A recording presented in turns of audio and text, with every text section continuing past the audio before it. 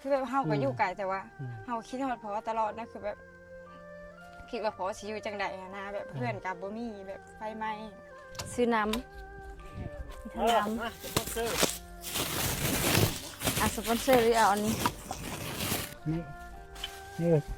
พอแวดเนาะพอเท้าแอม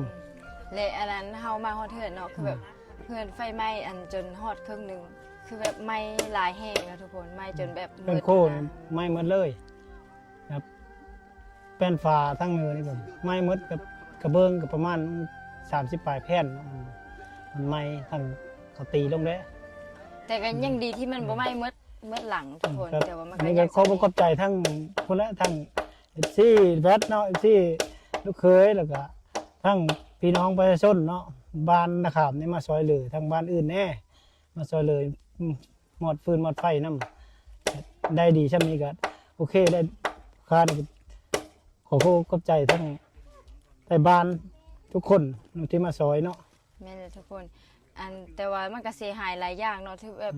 ไฟไหม้หมดเลยเครื่องเฮือนโคกของไสนะแต่ว่าตู้ซักผ้าพวกเครื่องใช้เครื่องซอยพวกนี้แหละหลายคนอยู่ที่แบบอันโอนเงินมาซอยอันพอเวทเนาะแล้วก็เวทก็สิเอาเงินมาแล้วก็ไปซื้อเครื่องซื้อเครื่องใช้นั่นแหละแล้วก็อันเฮ็ดเทือนพร้อมปลูกแปลงเฮือนซื้อกระเบื้องซื้อสังกะสีนี่แหละพอได้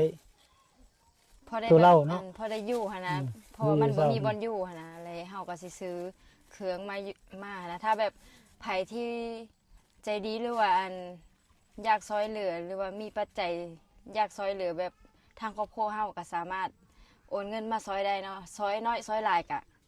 ตามใจเนาะอันตามปัจจัยแต่ละคนเนาะซอยได้ก็ซอยเนาะซอยซ้ำเฮาซอยได้ให้แหละเพราะว่ามันสิหายหลายอย่างอยู่หั่นนะนี่เลยก็ ขอขอบคุณเข้าใจเนาะเป็นกำลังใจเพื่อพอเนาะดีใจที่ลูกมาหาเนาะลูกสาวลูกเคยหลานมาหากับพ่อก็ดีใจดีรอแหละแต่มื้อนั้นพ่อจะจังหมดแหละคือแบบเฮาก็อยู่ไกลแต่ว่าเฮาคิดฮอดพอตลอดนะคือแบบคิดว่าพอสิอยู่จังใดนะแบบเพื่อนกับบ่มีแบบไฟไหม้แต่ก็ซ้ำนี้เลยนะทุกคนขอบใจจังใดก็ฝากซื้อครีมกับเซรั่มซอยทุกคนเนาะดีสิวดีฟ้าหน้าใสทุกคนเด้อสู้ๆได้แวดเบิ่งเพื่อนก็เป็นโฮเนาะเมื่อยหน้าตาค่อยเศร้าเลยค่อยคิดหลายเกินไปนะขอบใจทุกคนที่ให้กำลังใจเด้อ